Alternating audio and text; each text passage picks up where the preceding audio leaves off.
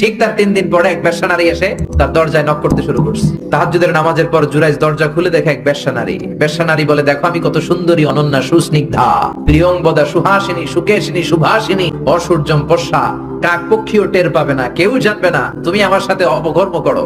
আল্লাহর ওলি জুরাইজ বলে, খবরদার, ওয়াল আয়াদু বিল্লাহ, আমি একজনকে ভয় পাই, তিনি কে? আল্লাহরে যারা ভয় পায় তাদের দ্বারা এই কাজ করা সম্ভব না, দূর হয়ে যা। আল্লাহর ওলি জুরাইজের সাথে সুবিধা করতে না পেরে বেশ্যা পাহাড় থেকে নেমে যায়। নেমে দেখে পাহাড়ের নিচে রাখাল শোয়া। রাখাল রেগম থেকে উঠিয়ে বেশ্যা বলে, আমি কত সুন্দরী দেখো। রাখাল মনে মনে কয়, পাইছি তোরে। রাখাল আর বেশ্যা মিলে অপকর্ম করে জিনায় লিপ্ত হয়ে যায়। গভীর রাতে দুইজন জিনা অপকর্ম করে, ব্যভিচার করে। আর ব্যভিচারের ফসল হিসেবে ওই বেশ্যা নারীর পেটের ভিতরে কিছুদিনের মধ্যেই সন্ধ্যা দিয়ে দেখে। দিন গড়িয়ে রাত আসে, মাস যে বছর আসে, 3 মাস যাওয়ার পর বেশ্যা নারীর পেটটারে উঁচা করে দিছে কে? এবার এলাকার লোকেরা ধরেছে, তুই তো বিয়ে করস নাই, পেটে বাচ্চা আসলো কেমনে? You didn't get married, from where did you get the baby? তোমার বিয়ে হয় নাই, তোমার হাজবেন্ড নাই, তোমার পেটে বাচ্চা আসলো কেমনে? বেশ্যা বলে, বাচ্চার বাবা হচ্ছে ওই আল্লাহর ওলি জুরাইজ। জুরাইজ আমার সাথে অপকর্ম করেছে রাতের আধারে, কেউ দেখে নাই। সবাই মিলে জুরাইজ রে ধরো, এটা ভণ্ড। কথাটা হাসানা মিসা?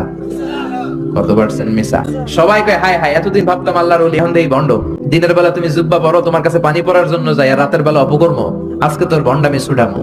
উপর মে পাক সাফ, আন্দার মে খালাত মালা, উপর দিয়া ফিটফাট, ভিতর দিয়া সদরঘাট। আজকে তোর সদরঘাট বের করো। সবাই লাঠি সোটা নিয়ে তার গির্জা ভাঙতে গিয়েছে। গির্জা ভেঙে মাটির সাথে মেশাকা, কলার ধরে টেনে হিচড়ে জমিনে নামানোর পরে জুরাইজ বলে, কি অপরাধ করলাম? ওইটাই তো কইলি না, মারস কেন? কয়, তুই একটা ভণ্ড।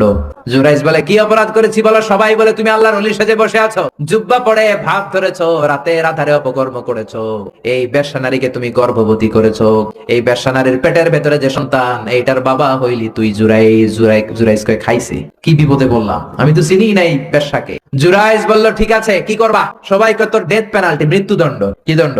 যুগে যুগে মৃত্যুদণ্ড আছে না নাই? মৃত্যুদণ্ড, এখনই তোমার শিরোচ্ছেদ করা হবে। জুরাইজ বলে, ঠিক আছে, শিরোচ্ছেদ করবার সমস্যা নাই। শিরোচ্ছেদ করার আগে 2 রাকাত নামাজ পড়ার অনুমতি দাও। কয় রাকাত? আল্লাহর ওলি জুরাইজ চোখের পানি ছেড়ে 2 রাকাত নামাজ পড়ে আল্লাহর ডেকে বলে, আল্লাহ, তুমি যদি এক হও, তুমি যদি কাদের হও, তুমি যদি সব ক্ষমতার মালিক হও, আজকে এই বেশ্যার পেটের বাচ্চাটার ইঙ্গিত করে একটা প্রশ্ন করব, তুমি পেটের বাচ্চার মুখের জবান খুলে দিবা।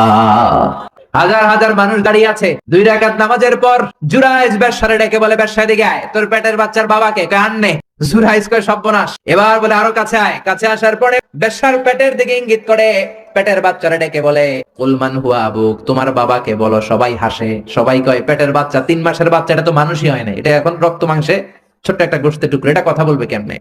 জুরাইজ ডেকে বলল, পেটের বাচ্চা, তুমি যদি এক আল্লাহর আদেশে মায়ের পেটে এসে থাকো, তোমারে প্রশ্ন করব, তুমি উত্তর দাও। মান হুয়া Abu, who is your father? তোমার পিতাকে? হাজার হাজার মানুষকে তাজ্জব করে বেশ্যার পেটের ভেতর থেকে মানুষের মতো আওয়াজ আসতে শুরু করলো। পেটের ভেতর থেকে ছোট্ট বাচ্চা বলে, আনতাল আস্তাবি, আপনি আমার বাবা নন।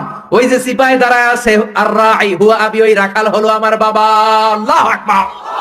সবাই বলে, জুরাইজ, তুমি তো ভণ্ড না, আসলে আল্লাহর ওলি, আমাদেরকে মাফ করে দাও, তোমার গির্জা আমরা স্বর্ণ দিয়ে বানায় দেব।